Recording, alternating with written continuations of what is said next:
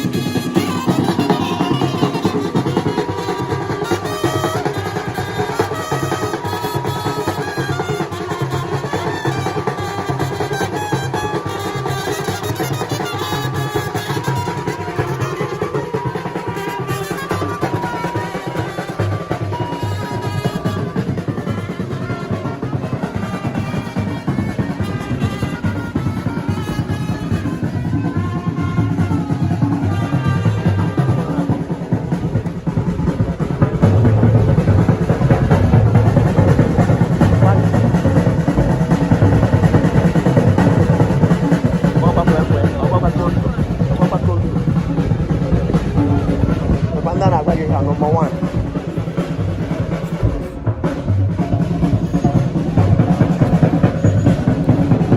Inanya efuna ya bụ nnukwu nwoke bụ Chief Samuel Ikechukwu Onyoma Uhuru Wagina na-efutegwu n'ụlọ ụka na Anglican Church dị n'Ụmụọka ebe a ka akarịa oke ikpeazụ abụ na akacharị oke ikpeazụ a ga-ebukwere na ngwurubie wee sịa ya jee nke ọma anyị na-asị ya jide ka oji daalụnụ na-asụ n'ebe ọbụla ụnụ na-agwa ya bụ nnọọ ebe ọbụla ụnọ n'ụwa niile ka na-esokwara Amaokwe TV daalụnụ.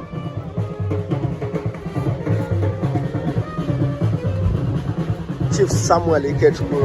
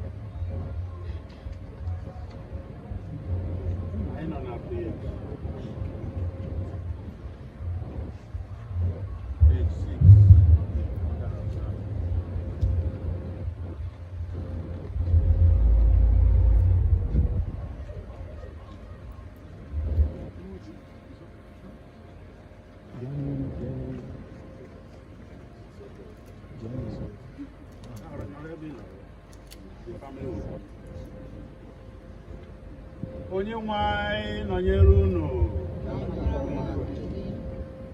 ka anyị kpere Chineke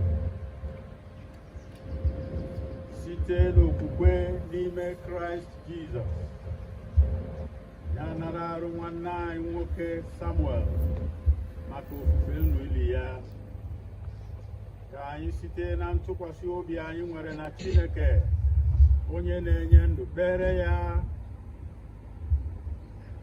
ka o welite uru ya site n'ofufe nru nke a ka o site n'ike nke mmụọ nsọ ya baa n'ike n'aha Jizọs Kraịst bụ onye nwe anyị.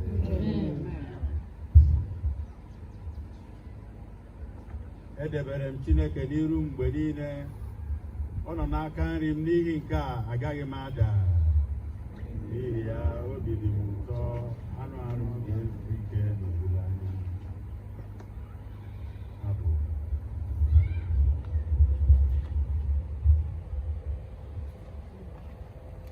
Abụ 45 mụ onwe m mbilite n'ọnwụ na ndụ ka Jizọs kwuru, onye na-ekwere na ọ bụla masị na ọ nwụrụ anwụ ọ ga-adị ndụ ọzọ.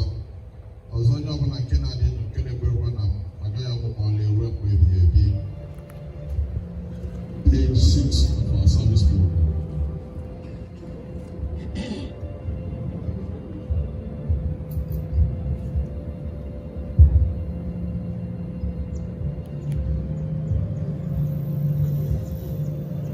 Nwanne Chief Ikechukwu Samuel, ị ga-afụ nwanne nwoke bụ ikwu mmadụ Ernest Onya na nwunye ya nakwa Emmanuel Onya, ha ncha na ebe a ga-afụ nwunye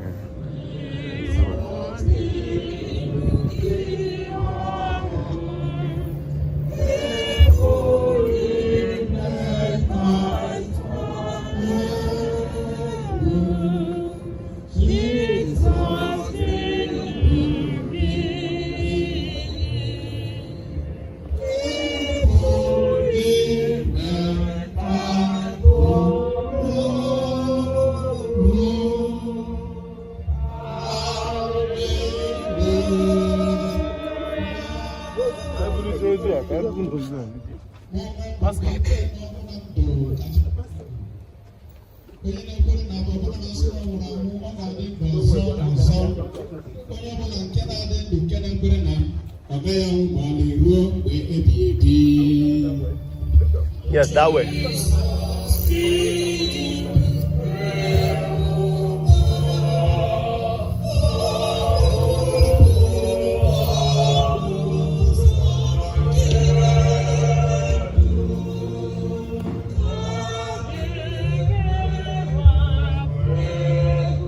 Emmanuel Chinedu, anyị na-ekene gị. Daalụ.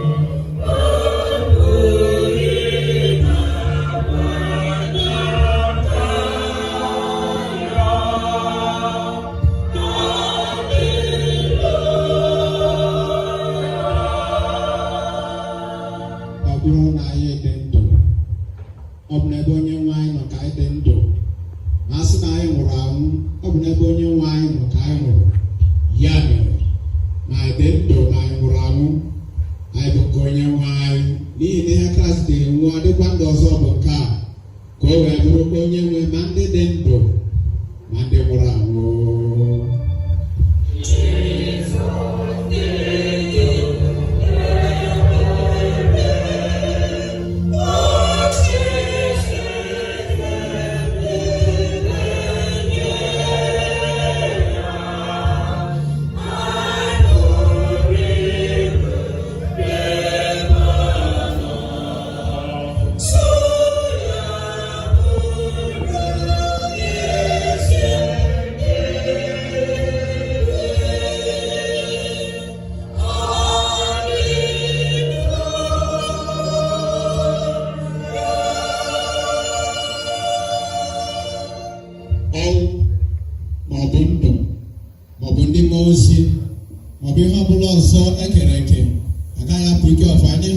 Chineke nke dị n'ime Kraịst Jizọs onye nwe anyị.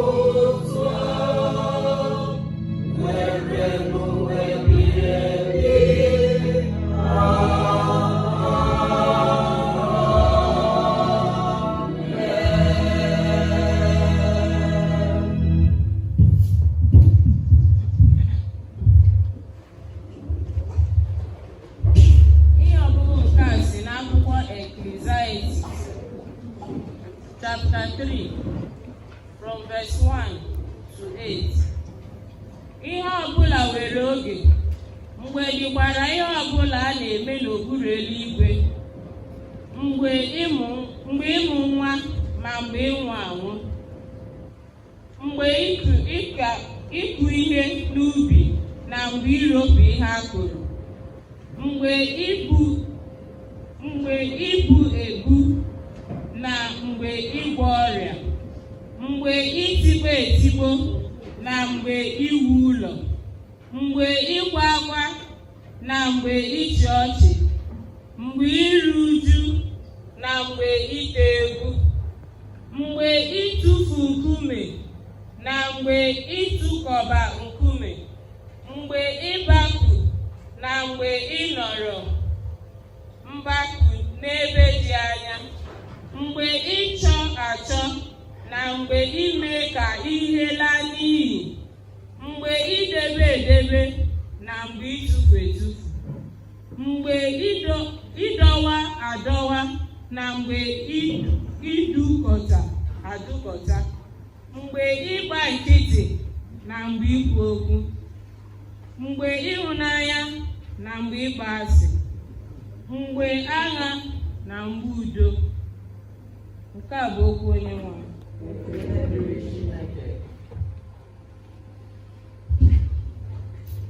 Anyị ga-ejikere onwe anyị n'ekpere site n'ịbụ abụ 191 on page 10 of our service program.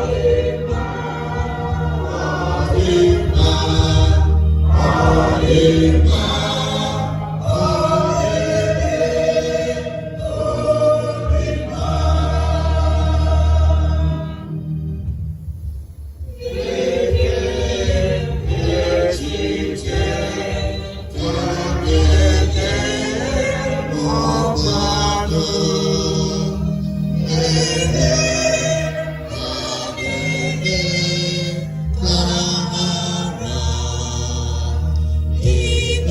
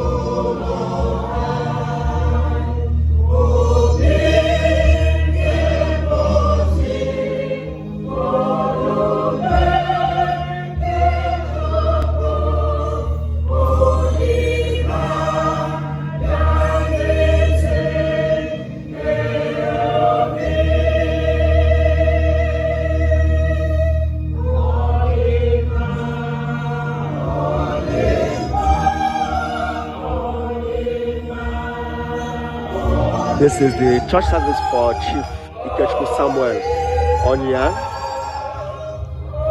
at Umuaka.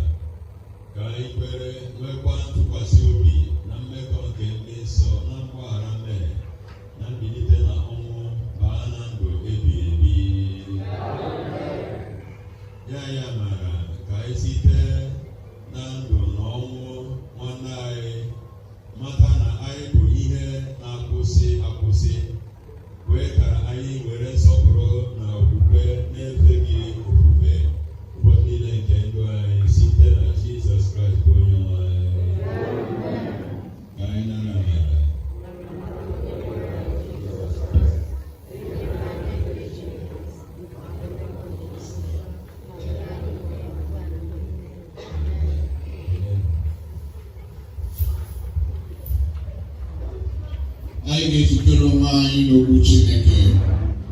Sitting Bible 181, page 12 of our service program, Act 181.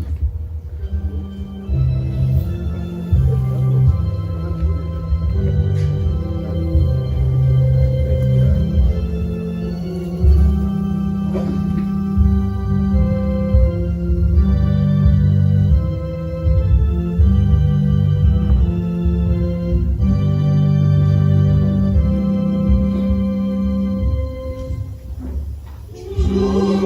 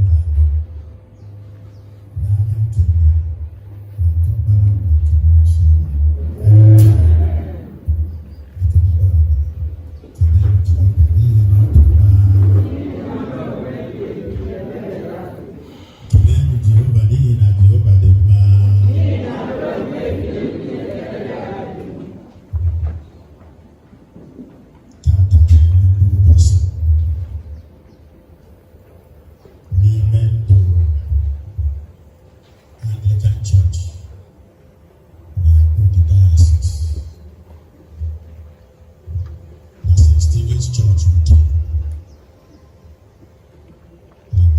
Anglican Church Muta. Makana nnukwu mmadụ ndabara.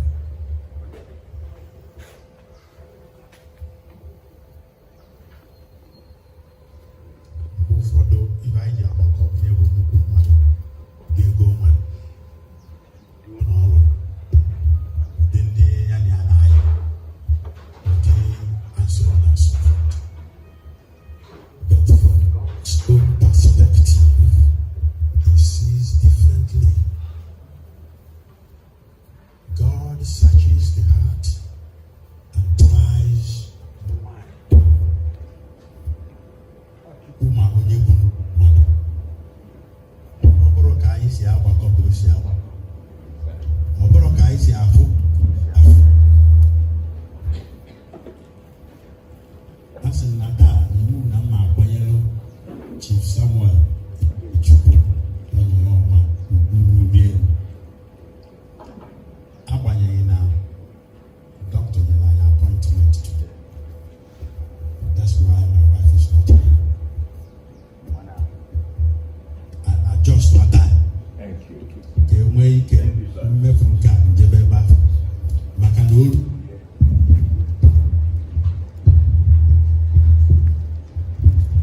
ndị na-amaghị ya amaghị ya, but fortunately mụ amaghị ya n'oge. Udi parish cut across Abia, Bioma, headquarters dị n'Uti. So mụ onye ọbịa ma ife ọbụla anyị na-eme, your mind is not working. Ife ọbụla anyị na-eme, anyị esi ọbịa ọma gbọdute na headquarters ka anyị mara ife a na-ekwu. Well, that will not disturb us. Yes. That was the time I met him. Very active in the church. I'd been surprised na ebe jupụtara na mmadụ.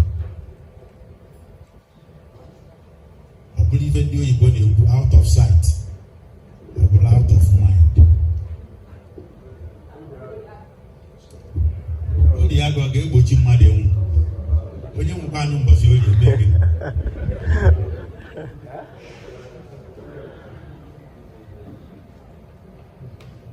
Ibe anyị ji mara ya ugwu maka na ma ọ bụ choir competition ma ọ bụ youth activities ọ na a na-achọ ndị ga-ekwepe ọ bụ na ndị be abịara mana ọ nọ mana ozugbo maka onu ya sọsọ onu ya ga-akọba onu mmadụ niile. Anyị nwere na-atara anyị ka onu anyị ruo ka nke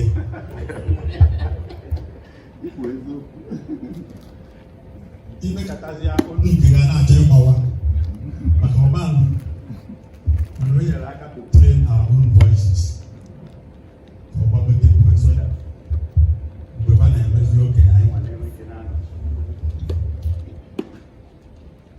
Ụgbọ ka a ga-esi wee chezọ those days. Ndị ọ na-abụba na ndị mmadụ nke ọtọ zọ ha na merụ n'efu onye mbachi o mere meghere bụ ụzọ ka ọ bata obodo a. Ọ dịrị otu a.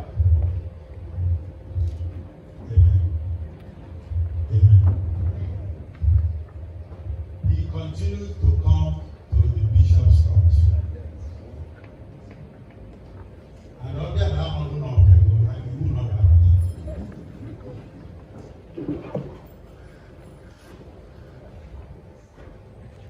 Give us on the apple, he will come to the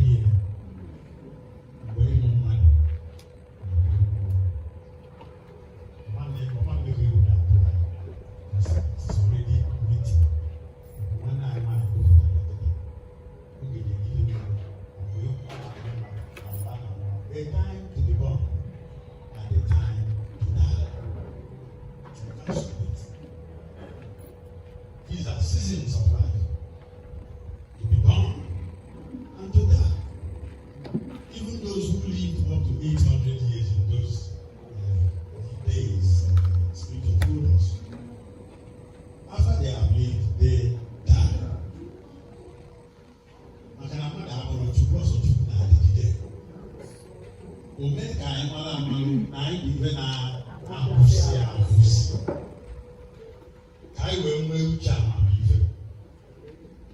Onye na-ada anọkọta uche echiche maka ọnwụ, uche amamife adọzụwa. An unexamined life is not worth living.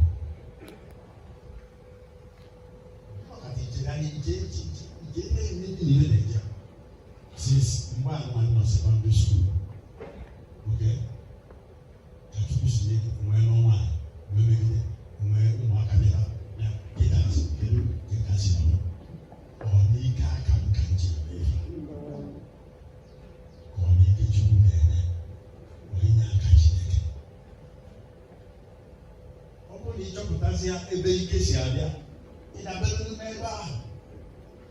you need that because that's where you have ultimate support. When you're not pushing it, you're also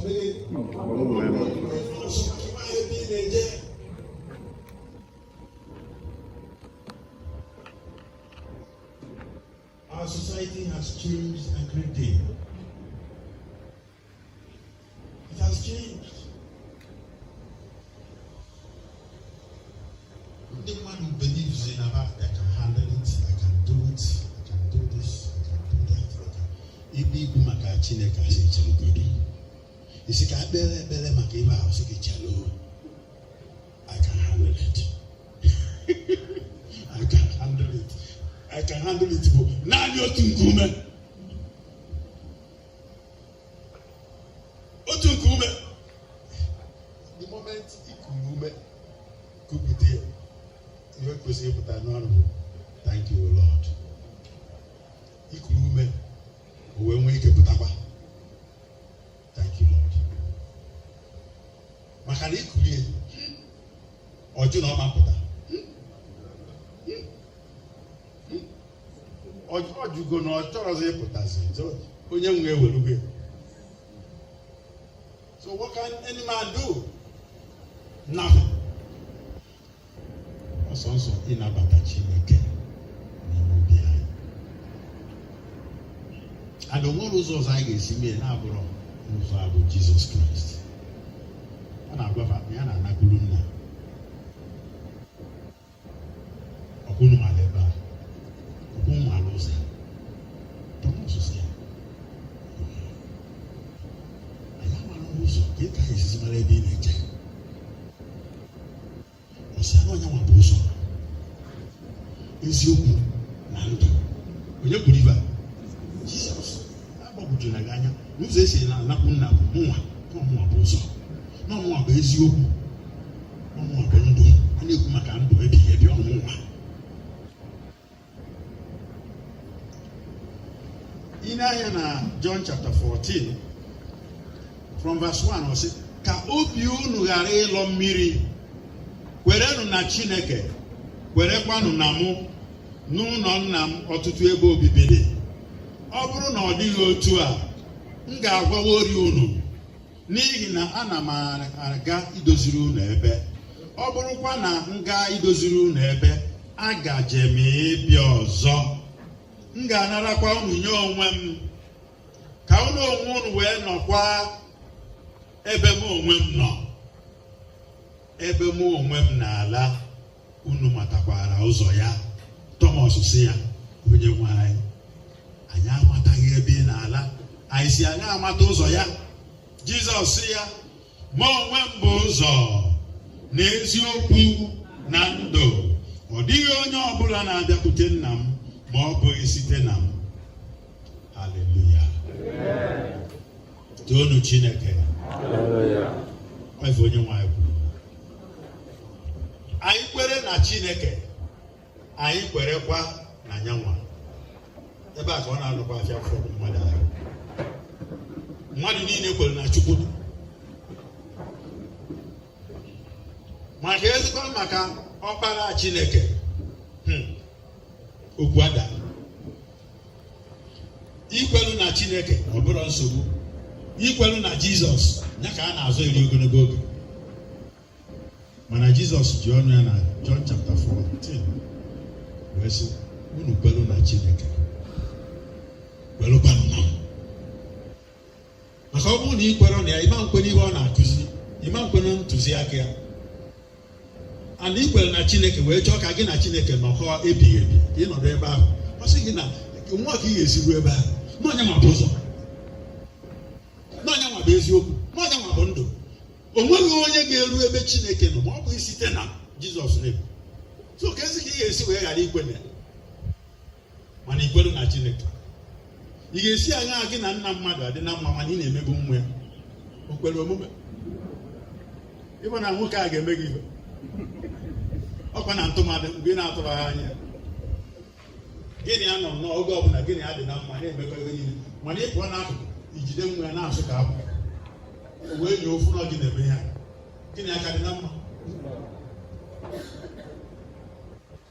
Chineke hụrụ ụwa n'anya otu a na o nyere ọbụna ọkpara ọ mụrụ naanị ya onye bụ ọkpara ahụ ma onye ọbụla nke kwere na ya wee ghara ịna n'iyi kama ka o nwee ndụ ebighị ebi Jizọs nọ ya bụ ndụ so which means ọ bụrụ na ị kwere na Jizọs ịma na ị na-ana n'iyi ịma nwee ndụ ebighị ebi it is simple thing ada emetụ ya n'ikike Jesus when we were growing up o nwere ife a na-adị na-ede sticker I said, Jesus is the answer. Jesus is the answer. The thing I need down. Hello? Jesus is the answer. I said, you know, not the man, not that you can you there now, but you can. Jesus will answer everything now. Yeah? Any your Gibran, even what Jesus will answer, they are solved the matter. Name blind argument. Until we fully is you. Not Jesus but the answer. Only when Jesus will even the more. About him will give waka. Because now, o nwere mgbe a na-amụ mmadụ wee mgbe mmadụ na-anwụ ọ bụrụ na ị mara Jizọs mgbe ị kpatara ego mgbe ị rụrụ ụlọ 100 ma ụdị ihe ọsọ gị nwee the moment you close your eyes in death you are a pauper very miserable because onwe nke mmadụ ji ana onwere Solomon na-ebubi ihe niile na ịdị ukwu ihe niile na ego niile maka Chukwu ji aka agọzie ọ na-amara Chineke akụ na ụba ihe ọ na Chineke bụ amamife Chineke wee sị mana ịbụ eze nke na-anara m mmenye gị ma ego ma fee and so on ihe ahụ niile o nwere o ji enwe na dịtị ntọkwa n'ụwa hello onye mechiri anya amakwụzi maka bank account ọ makwụzi ebe documents mgbe nche na mma eme business wee si my father ya biko ya nyekene m document o nwere 2-story building o nwere si ya nyekene m the document ka je bite ego I do sure eventually ime so ịmago omego okenye and nwatakịrị a jide ibe akwa ego so amaghị ihe a ga-akọ. So he was reluctant to doing that. When I want to know about a bomb no work. When I was almost a ways him no go. Where Jerobia look here. The law has said I need a go. Documents I need an hour. I'm a catch that even in you begin to wonder this life. You get make out Moses, oh no, back. Man, the moment you close your eyes in death, it's over. You must way. So the way have waited. When I be Michigan, we must way. And Obasa Kuzigi Han and Mesenazo in our world. So even in the one emptiness. So you authenticity and relevance to Jesus Christ. of Jesus, I can tell you from experience. Even if you can go if not, you could go. If not, you could fair. Akunoba, he can put on wings any moment. In general, no baby will fail Baba Munyaso. I can't free a good name. When I'm born in on image Jesus, you are secure. Image go down and all, you will see the camera. Hallelujah. You will see the camera. Some philosophers say that religion will opium of society. Because I'm not there. No opium man, the Marca, no, it is real. For a purpose. Open na Jesus, you believe. Because you open up Brezu, Yaman by on Yakaboga in Brezu. Money is you. Money is you. I get well. Kana Bundina Raya. Hakunya Like, Ego Chineke, Bundi Kwerenahaya. Again, John chapter 1, verse 12. Everywhere, look at it. You must believe in the Lord Jesus Christ. It is a must. If you want to have eternal life, unless you can abandon Jesus, forget about Jesus. If it is your resolve, whenever the name you go and Luke, it's a paradox. Now you do not come more, mana, or that wow. Even if I can't check out one more, money you do other one.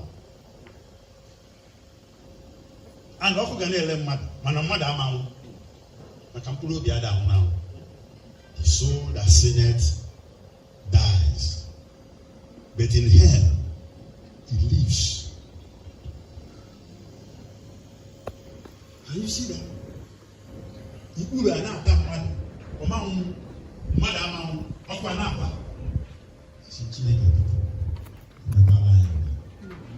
And madam, hello? Let me just round off with this analogy. I've told it sometime. That is in Lagos. We're not talking about that. I have boys. I'm going right beside the Raja boys.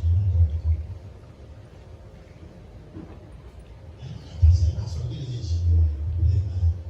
If you don't motor, they're starting. It's not from the same way you know the like what you prefer and take on the but maybe I don't know about it. You know about it. As now we take it off. But the compression of the engine is so you could hear it.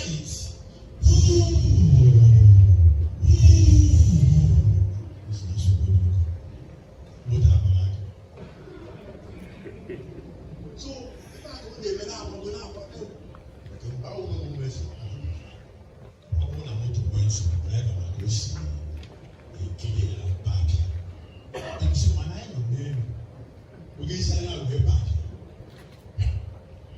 it's okay.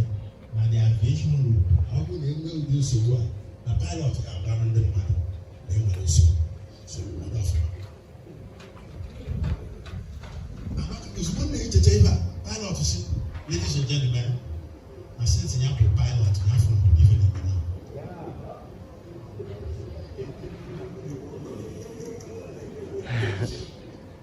Wow, can you even get in the money to be able to the better than you. The master that is better than you.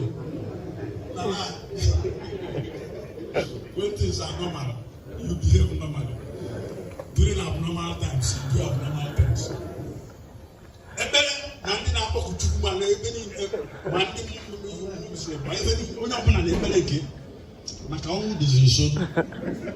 Pilot is and which means na ya amaghị ihe ya ga-eme. Ọ bịakwa on air sị ka ya kabazie arụmalụ na ya ga-return to Lagos. Ndị mmadụ obigazi phone. Switch off your phones adịrọzi ebe a. They-send this text message aghara. You see, ọgwa ka nke ọsụ alụ ndị be m trouble before phone would not switched off. Anyị na-ekpe ekpere. Ndụ n'isi ya ndụ n'isi ya. Sị na mmadụ anakwa ebe ahụ.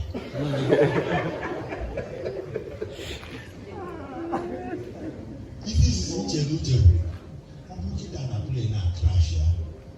Anyị wee nwụrụ. Will I see the Lord? Will I see the Lord? Ebe a ka na-atụrụ anyị uche. Very important. You can go any time. Driver on a table. 15, 45, 50 minutes. I'm just Lagos.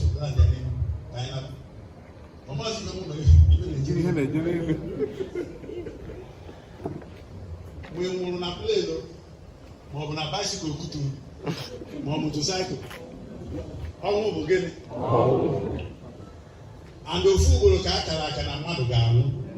Ọ bụrụ na mmadụ nwụzịa, ikpe esue, ikpe ga-esue, ikpe esue. Onye bụ onye ikpe? Jizọs. Hey!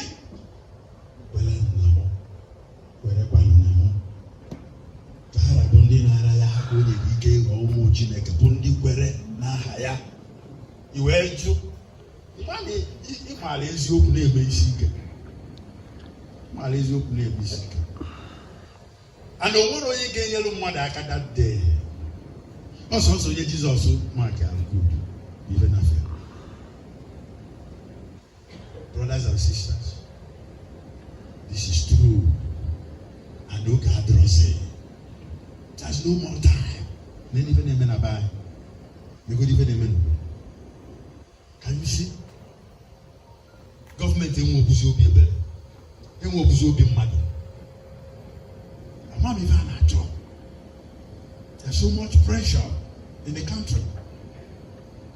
No, you dikata about okupulo me si ya Jesu lo me ike. Ona.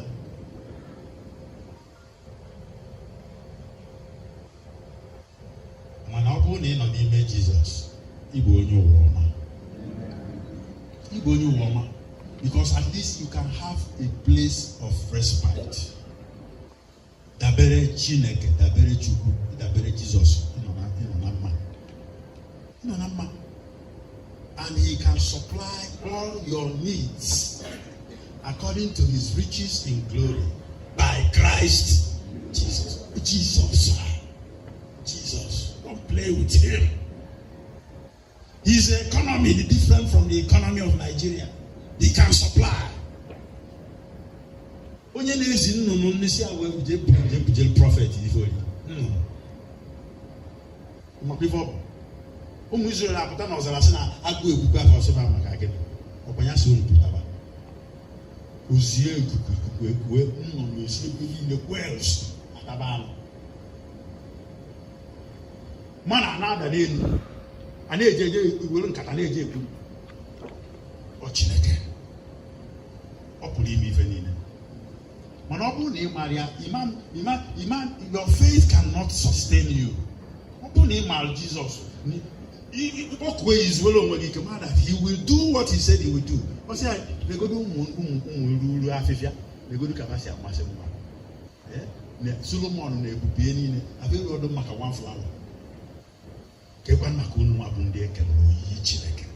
Nano no happen to Abu near Wasaloka, will you have a Jawaro? Did you say the imagine harvest? It harvest early. Did you have chicken house of our or no, na you call my Kaliaha. So by faith, we rely on God to supply. So don't mind what is happening in the country. You will survive it. He is our burden bearer. And if I see why he came, Jesus, ọsọ bụ na nwere ndị ji ihe akwa emo ha amaghị ibe ha na-eme ha amara ihe ha na-eme ha amara ihe ha na-eme ọ bụrụ na ị ga-eji Jizọs na akwa emo I have nothing to do with you because na ịgba aka ị ga na-esoghere onye gba aka. But the question now is ebe ọ bụ na o nwere mgbe a ga-amụ mmadụ nwee mgbe mmadụ ga-anwụ anwụ so mgbe mmadụ ga-anwụ ga we are closer to our grace, you know. So ebe ọ bụ na nke a na-abụ the business kedu ihe adịghị ikpebiri ị na-abata na Jizọs dịka onye nwe gị na onye nzọpụta gị adịwa gị kwụsị ndị ụzọ ka na-edie maka anọ n'ụlọ ụka.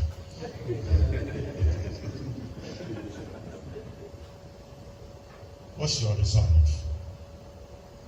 It is personal.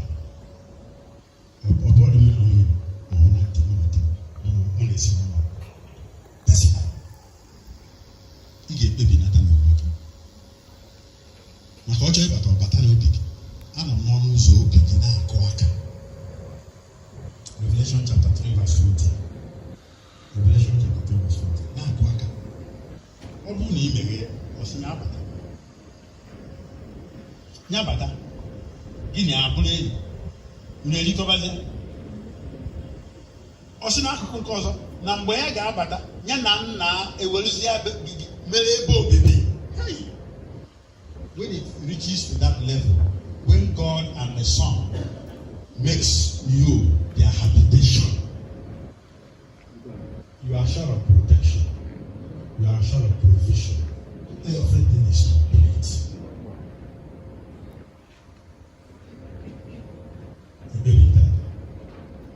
Just stretch your legs, stand up, let us pray.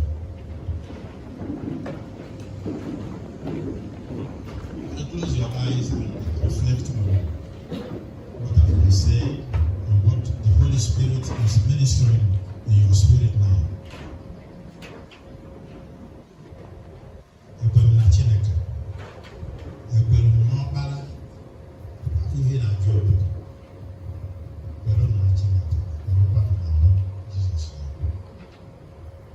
Is it true with me?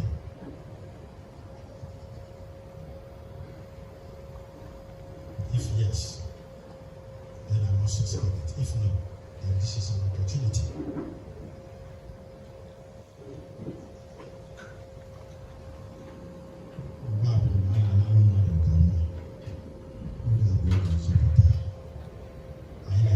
Jesus Christ. Only my Jesus.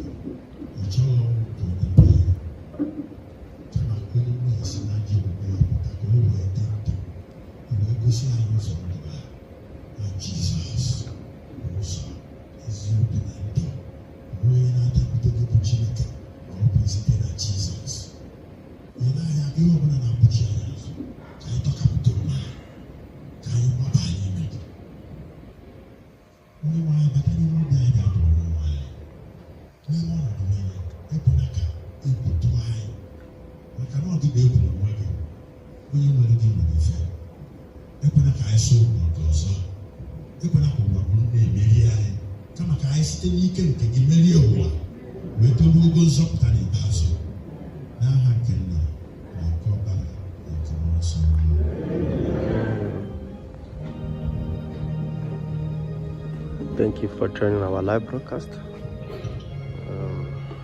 This is the sermon for today from the Bishop of Anglican Diocese.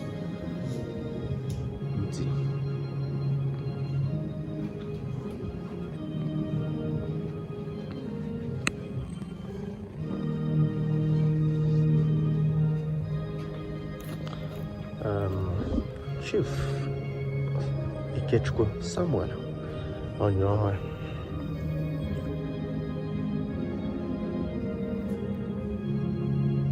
We say, may your soul continue to rest in perfect peace. Amen.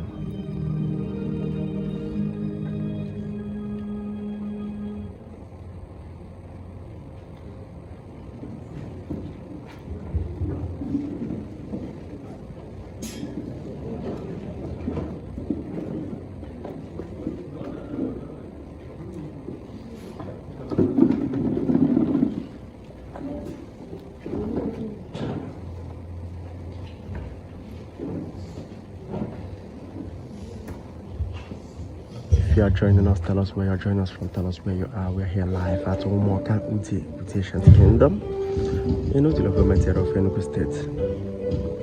Just tell us where you're joining us from, tell us where you are all over the world.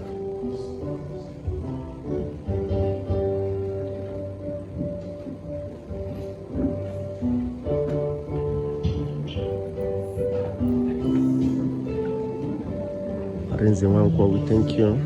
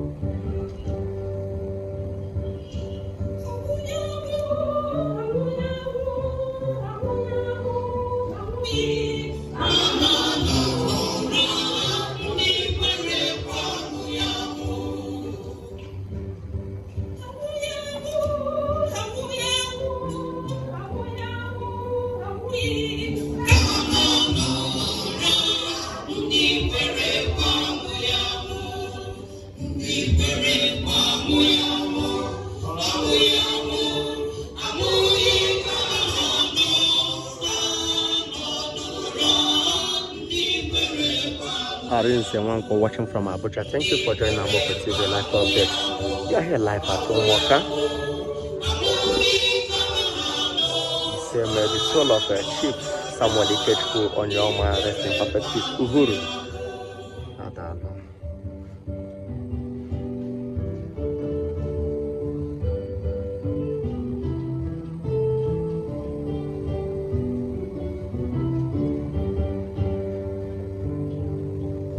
If you are watching this live broadcast, tell us where you're joining us from, tell us where you are viewing from, tell us where you are all over the world.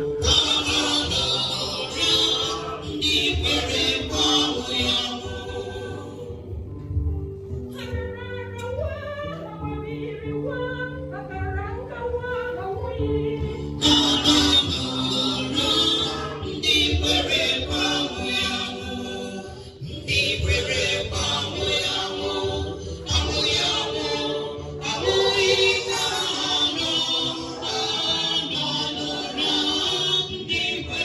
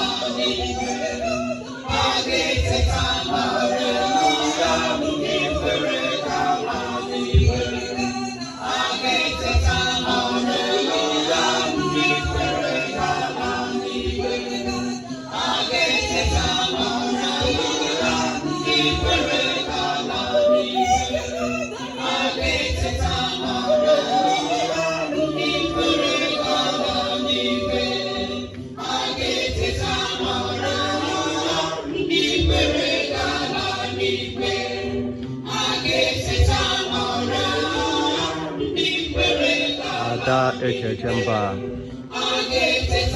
looking wine. This is Juliana Onya watching from Dallas, USA. I know Kennedy.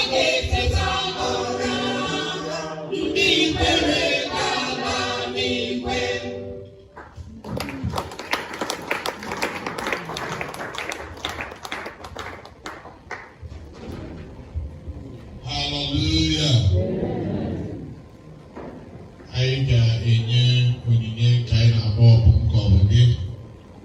Onyinye a bụ onyinye anyị ji akwado ezinụlọ ihe mere. Anyị na-arịọ ndị kwaya ka ha na-abụrụ anyị abụ. Anyị ga-eweta ihe onyinye a so tinye m aka n'akpa wee kwado ezinụlọ ndị be Samuel.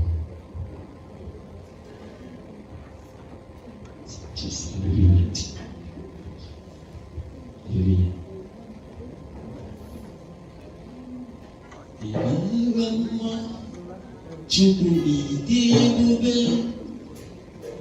iji mekọ anaghị ya. Jehova bụ Chineke, onye nnefe, biko otuto Amen. Amen.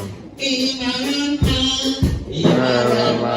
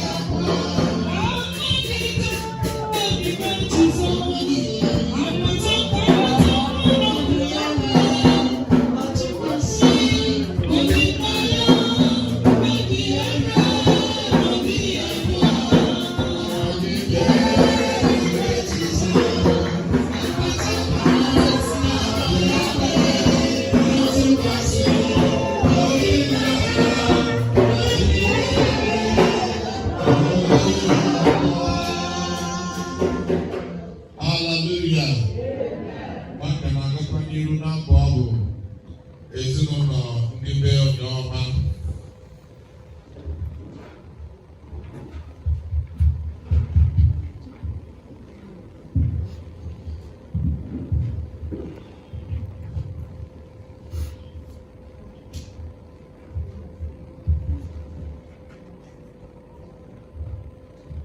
Praise the Lord. So, praise the Lord. Iko anyị chọrọ iji ohere a wee kelee ndị mmadụ ndị etiti anyị ma from the council. Anyị chọrọ ikele our Bishop of the Diocese of Uche, the person of the Right Reverend C.A. Aneke J.P. onye ịkọkọrọ anyị on a tight schedule, mana because of our father, late father Samuel, for making our time to be in our midst. The Lord, and again, and singing in the name of Jesus. And I was singing in the name of Jesus. And again, what is happening? Reverend Peter Wali, you're welcome, sir. God bless you. And again, they are deacons. And deacon, when I go, when I go, when I go, you're welcome, sir. And again, Reverend Canon, again, here, the conductor of the service. Welcome, sir. And again, you go to Gwen and Abia. Reverend again, Dempsey. The mommy, Dempsey. You're welcome, sir. Amen. And again, the music director, Reverend Stephen Allo. You're welcome, sir. And again, and the choir, the Western choir. You are welcome. No, name of Jesus. And again, Reverend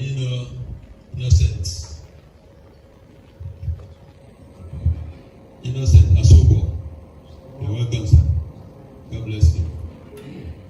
And again, Chief Kenneth is a one. Chief Kenneth is one on its time. And again, you are welcome. And again, Chief Onya. On its time. And again, you are welcome, sir. Oka. Chief Oka Onya. You are welcome, sir. And again, Umunne Uhuru. Yes, on your man. God bless you, sir. Welcome. And again, Chief Michael on your man. And again, Chief Emmanuel on your man. You're welcome, sir. Ndị ọzọ ndị si ebe dị iche iche wee nwe ga-agozi unu niile n'otu n'otu. Biko anyị na-asị ka ụkwụrụ ji bịa onwe bere bụ HNSONLE, the Deacon of Ude Adịkere. Anyị na-asị unu nnọọ n'aha Jesus Christ bụ onye nwe anyị.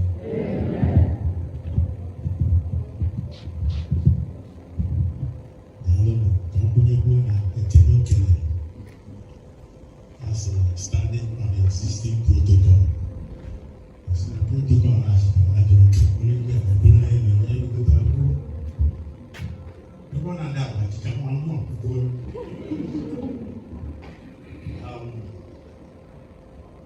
I thought we can end the bear on your man.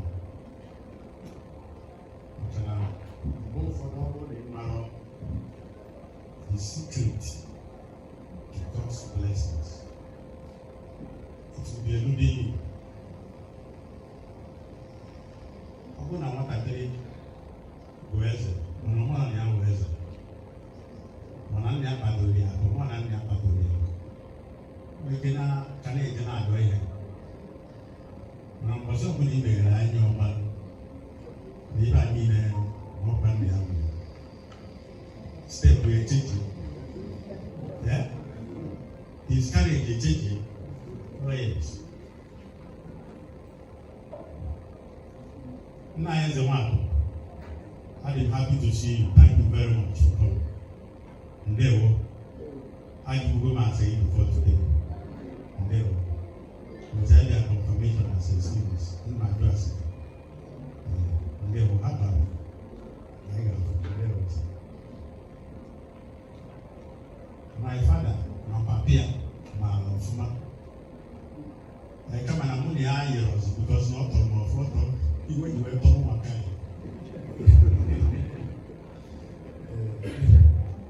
so n'ime onye ọma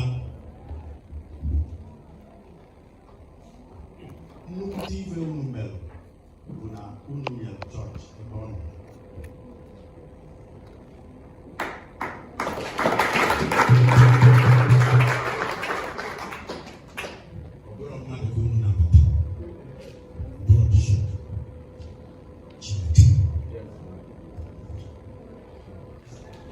Ibe a ga-eji wee tụnyere ya bụ nke ọgbụgba ndụ Chineke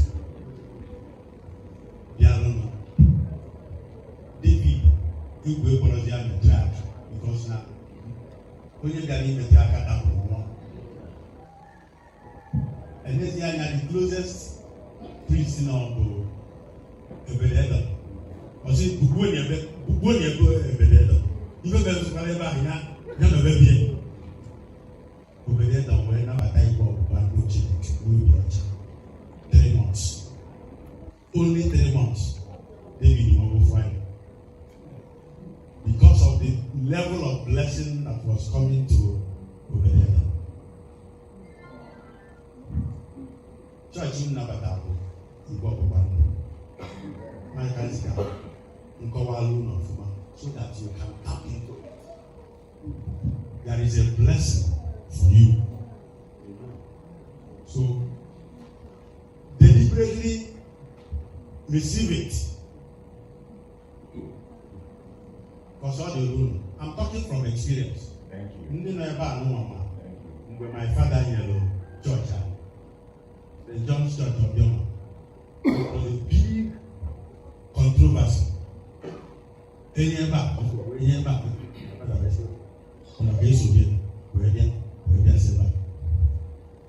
No, I want to why I need to say I need to go. Are you listening to me? When I need to because I was eating great. When I go with them, when you just remember, he handed it still. What did that? Just simple like that. The blessings at Boston. So, unwell, big assets. Unite yourselves. Deliberately ask God for the blessing. You won't want the battle. Cannot be about. God will help you to tap into it. It's not a joke. When I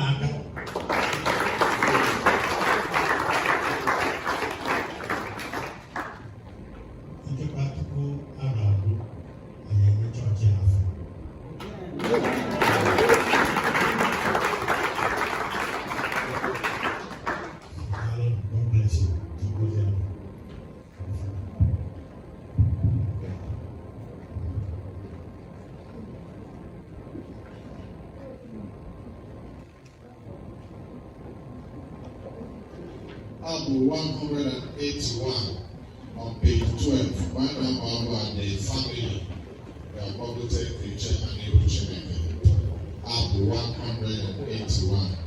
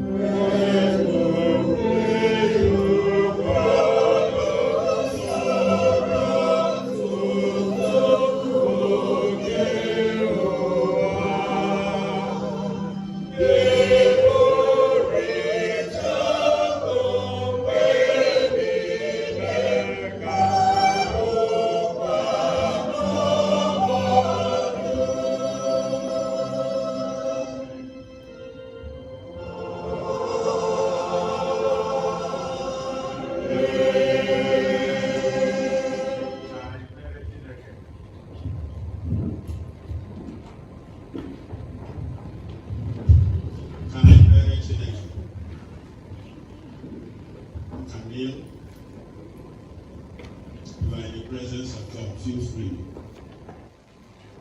If you can, please. Nyewa Chineke gị ngozi, anyị ekele gị n'ihi ezinụlọ ndị bụ anyị gị, n'ihi nwanne ha nwoke na nna ha na di ha, onye rapụrụ ndụ a Susana. Anyị ekele gị n'ihi nkwadebe niile na inye aka niile na ndụmọdụ niile na ịgba mbọ niile ụbọchị taa wee bịa na mmezu. Na-ekele gị ndị jere okwu, jee ije, gbaa ọsọ, jee ozi. Na-ekele gị n'ihi ndị wetara ego iji were ihe a na-eme. Anyị ekele gị onye nwe anyị n'ihi na ibuli ụzọ mara ezinụlọ a. Ebe ị maara ha, ọ dịghịzi mkpa ka mmadụ ọbụla kọrọ gị, maka anyị na-afụ n'ife na-afụ na nzuzo nweghị ihe na mmadụ. Biko anyị arịọ gị, ebe etipụrụ ndị gị ọnya, kee ọnya obi. There is balm in Gilead. Kechie ọnya n'aha Jizọs. Ka mkpagide na mmezu isi na ị gaghị arapụ anyị dịka ụmụ mgbenye, kama na ị ga-ezitere anyị mmụọ nsọ onye nkasi obi. Ka mmụọ nsọ bata, ka a kasie obi niile, gbajugharịa ndị gị n'ike ọhụụ na ume ọhụụ, gwa ha ume, ukwe ha aka n'azụ, hichaba anya mmiri. Ọ dị otu a n'aha Jizọs. Onye nwe anyị biko, ezi ihe ahụ na agamnihu ahụ na ngọzi ahụ nke ị dobere ezinụlọ a, ọ bịa na mmezu, ka ọ pụta ife. Onwe onye ọ batara gị, ị na-agbakọta azụ. Ọ dịrọ pọsịbụl. Mgbe Solomon natara ngọzi n'aka gị, he was not praying. N'ọbụ bịa mee ebe ka ọ dị ụtọ. Ị bịakpọta ya n'ụra sị agịrị ka ị chọrọ mee. Ebe ndị olu gị ndị a nwere nzukọ gị ebe ọnọdụ, onye nwaanyị kpọta ha, jụọ ha ihe ị na-agaghị eme. Ma nwoke dị ya ma nwaanyị dị ya, ma ụmụ onye nwaanyị ka ngọzi so dị ka mmiri ozuzo, ka mmadụ niile fụ ya n'aha Jizọs. Were ahụ ike ma ọ dị mma wee chọrọ anyị ezogbu ha n'ọgbakọ n'ụbọchị. Onye ihe tinye n'aka Chineke na-emebi emebi. Onye nwaanyị jidesi ha ike, bụọrụ ha ihe niile, ọ bụbụ na mbata ka ọ bụrụ ngọzi. Isi na ihe a ga-eji wee mara ụmụ anyị bụ ndị ngọzi dị wee ọ pụta ife onye nwaanyị. Mgbe ha ga-esi ebe a zọlie wee naba na be ha n'okwukwe nke ha nwere n'ime Jizọs Kraịst. Mgbe ọbụla ha kpọpụrụ eluigwe, eluigwe were oge. Eluigwe ọbụla kpọchiri akpọchi ka ọ gbawa, ka ngọzi wee tasịsịa n'aha Jizọs Kraịst. Ngọzi ọbụla mechiri emechi, obere oge, maka ọ gị bụ ụzọ ahụ. Onye na igwe ndị gị wee gafee. Ife mgbagwoju anya ọbụla ya amamihe na nghọta. Site n'ụbọchị taa, Chineke, ihe gị ga-awa n'ime ọchịchịrị. Ọchịchịrị ahụ ga-agbalaga. Ife ndị fọdụrụ ụbọchị taa bụ n'aka gị. Wee ga-eme ya n'ụzọ gị nye aha nsogbu, otuto na nsogbu. Mmadụ niile ndị dutara bịara ebe a, ndị anọnyere ndị oru gị maka ha na-eru uju. Onye nwaanyị ka ha na-alụba ahụ udo. Mgbe a ga-analụ n'udo, a ga-achịrị Chineke aka elu. Mma mmadụ gị onye naanị gị bụ Chineke.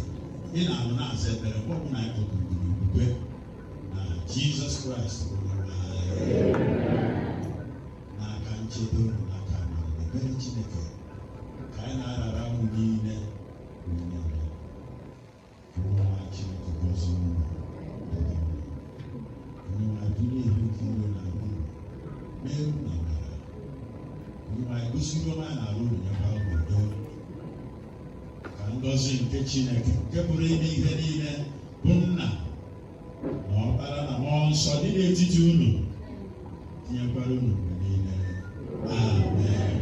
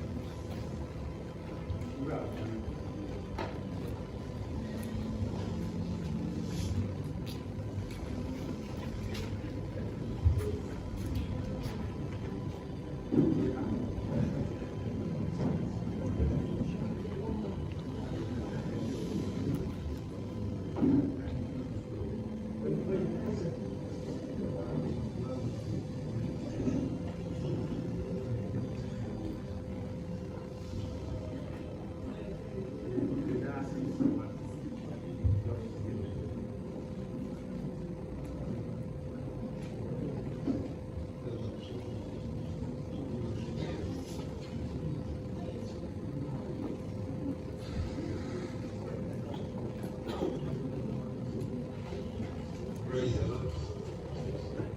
Praise the Lord.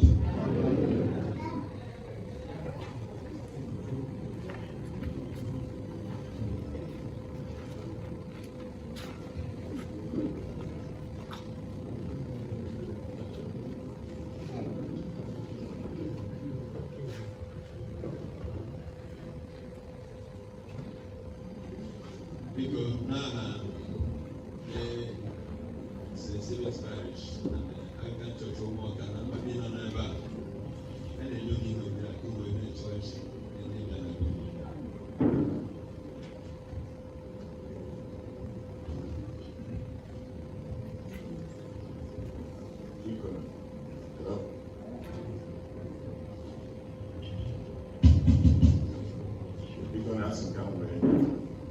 This opportunity, Bishop, the Anglican Church Community, St. Stephen's Church,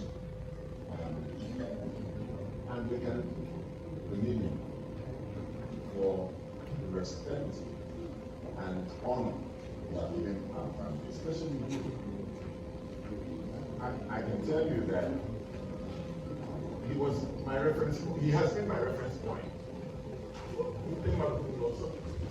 Onye go to onye kira kubisi ato moke ke koma lusi no boy yoma then the next thing I can say oh no guru once you say guru they identify you. Okay, that's it. And the bishop summarized Samuel perfectly. You might have seen all academic they went down unbelief. It flows freely. A lesson for all of us who he left behind is simple. Be nice to each other, love one another. No matter how big, small, how rich or poor you are, respect one another. And love each other. I thank every one of you in the congregation who had time, spent time to come here. My family and those of us who came from the United States, I pray that God will take us back. But we are one of you forever. Thank you.